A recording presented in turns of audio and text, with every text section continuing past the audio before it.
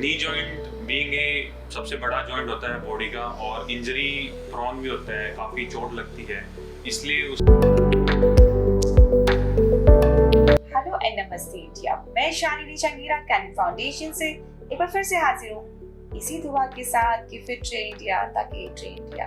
Keeping this hope alive, let's welcome a young but a very renowned orthopedician who is working here in Canyon Arogyadam and who's a visiting consultant in many big hospitals like C.K. Birla, Gangaram, Sports Injury Hospital, and the list goes on.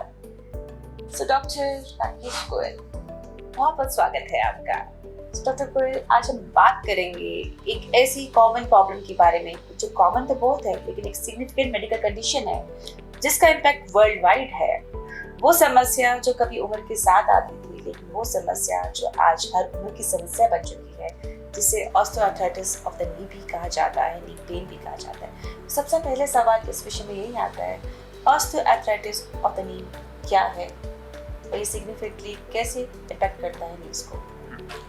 Osteoarthritis basically आपका wear and tear of joint होता है, जो हम lemon term में बोलते हैं कि cartilage आपका खराब हो रहा है या ग्रीस का घिस जाना। और नी जॉइंट बीइंग ए सबसे बड़ा जॉइंट होता है बॉडी का और इंजरी प्रोन भी होता है, काफ़ी चोट लगती है, इसलिए उसमें आपका ऑस्टियोआर्थराइटिस की संभावना ज़्यादा रहती है। ओके, तो doctor Goyal, next question comes कि क्या सिम्टम्स सामने आते हैं जब पेशेंट्स आपके पास आते हैं, तो क्या लक्षण या क्या सिम्टम्स उनके घुटनों में आते हैं जिनको आप ये कहते हैं कि ऑस्टियोआर्थराइटिस ऑफ द नी है? सबसे ज़्यादा पेशेंट की कंप्लेंट रहती है पेन की, दर्द की, कि उनको घुटनों में दर्द रहता है। और इनिशियल स्टेजेस जब भी होती हैं आपकी ऑस्टियोआर्थराइटिस की, तो उसमें पेशेंट को जब चलेंगे तब पेन होगा और जैसे वो रेस्ट करेंगे तो पेन चला जाता है। और एडवांस स्टेजेस में थ्रू आउट द डे उनका पूरे दिन पेन भर रहता है। और उसके साथ में पेशेंट कहेंगे कि क्रेपिटस, जिसको हम आम भाषा में कटक कटक की आवाज़ आती है, जोड़ों में जकड़न का होना और थोड़ा बहुत सूजन भी साथ में रहती है। तो यही सिम्टम्स लेके पेशेंट हमारे पास में दिखाने के लिए आते हैं। ओके, सिम्टम्स आपने बता दिए, तो हम ये भी जानना चाहेंगे कि कौन से रिस्क फैक्टर्स होते हैं कि जो कंट्रीब्यूट करते हैं osteoarthritis of the knee develop करने के लिए। सबसे इम्पोर्टेंट जो फैक्टर रहता है जिसमें पेशेंट का है वो है age. Age related joint damage रहता है as a part of wear and tear of the body. और साथ में ये काफ़ी फीमेल जो पेशेंट्स हैं उनमें काफ़ी कॉमन होता है, जो कि जिनका ज़्यादा ओबेसिटी होती है, ज़्यादा वेट ज़्यादा होता है बॉडी का, तो उसमें भी ये काफ़ी कॉमन होता है। या फिर कोई आपको पहले इंजरी हो चुकी है या फिर आपका ऐसी कोई एक्टिविटी है जिसमें आपको बहुत ज़्यादा स्वेट करना पड़ रहा है या फिर बहुत ज़्यादा क्रॉस लेग सिटिंग करके बैठना पड़ रहा है, और या फिर आपकी कोई ऐसी फिजिकल लेबर है जो कि आपको बहुत ज़्यादा जिसमें आपको स्टेज अप एंड डाउन करना पड़ता है, तो उनमें काफ़ी कॉमन होता है। ओके, आई थिंक ओबेसिटी जो है आजकल मोस्टली सभी बीमारियों का एक बैक रीजन है। exactly. क्योंकि कहा ये भी चाहता है कि कई बार जो आपका जो घुटने हैं, आई थिंक बॉडी वेट का मतलब I am not clear enough कि जो वेट है वो बॉडी का वेट जो है घुटने पे आता है 5 टाइम्स मोर अगर आपका वेट ज़्यादा है, और हमें इसलिए व्यूअर्स अपने वेट को कंट्रोल में रखना चाहिए।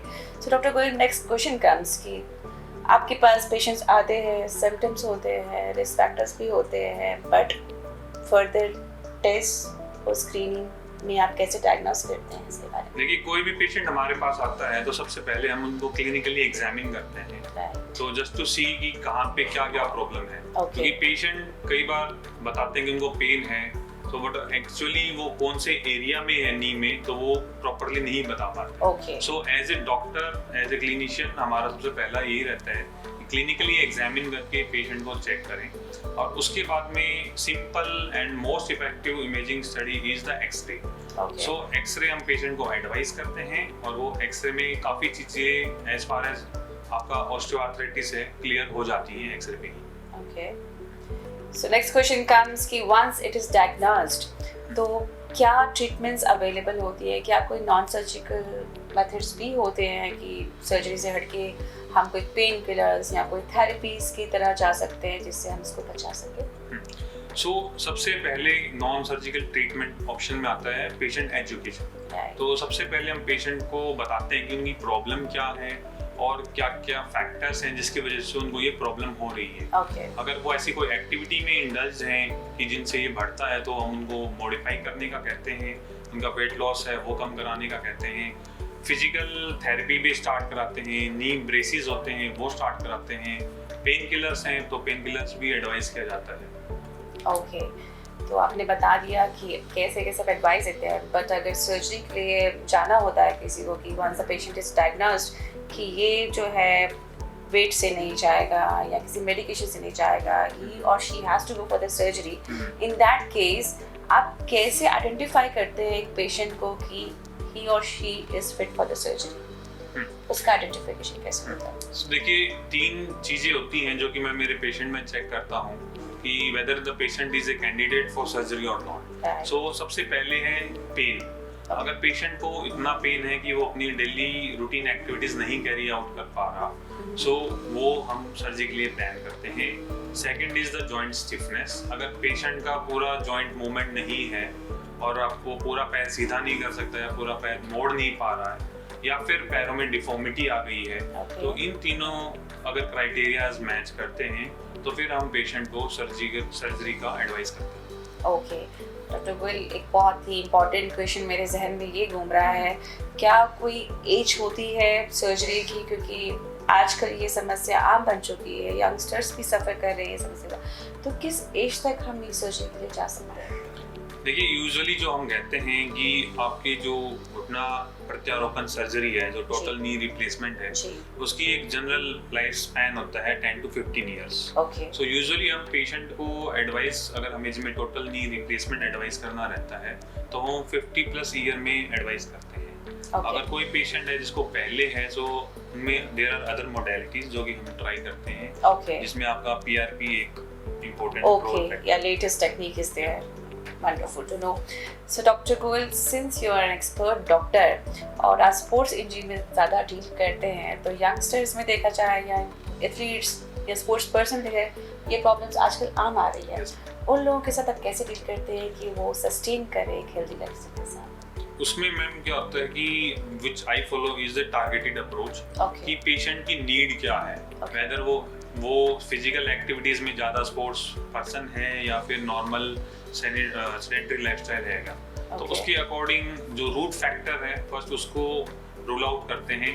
जैसे बोन मेटाबॉलिज्म है आपका, तो उनको किया, फिजिकल इनएक्टिविटी है, मसल वीकनेस है और नी स्ट्रेंथनिंग प्रोग्राम है, तो वो हम टारगेटेड अप्रोच में पेशेंट के लिए करते हैं। ओके, आप क्या एडवाइस देना चाहेंगे उन लोगों को कि जो रिसेंटली अभी डायग्नोज हुए हैं कि ऑस्टियोआर्थराइटिस का पेशेंट है या इनको आर्थराइटिस हो चुका है या इनको हो सकता है, कि ताकि वो अपने आप को प्रिक्योर कर सकें? सो सबसे पहले अगर आपको ऐसा लगता है कि आपको ऑस्टियोआर्थराइटिस है तो एक कंसर्न ऑर्थोपेडिशियन को मिले, वो आपको डायग्नोज करेंगे प्रॉपर वे में। और इसमें देयर आर स्टेजेस कि अगर अर्ली स्टेज में है तो आप बिना सर्जरी के भी उसको बेटर क्योर कर सकते हैं, और एडवांस स्टेजेस है तो फिर उसमें surgery is the better option.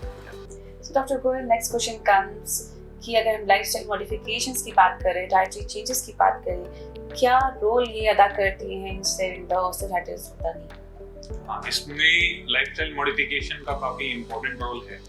सो अगर आपकी फिजिकल इनएक्टिविटी है, so indulge in physical activities और नी स्ट्रेंथनिंग एक्सरसाइजेस प्रोग्राम और हेल्दी फूड आपको स्टार्ट करना चाहिए which are rich in calcium and vitamin D.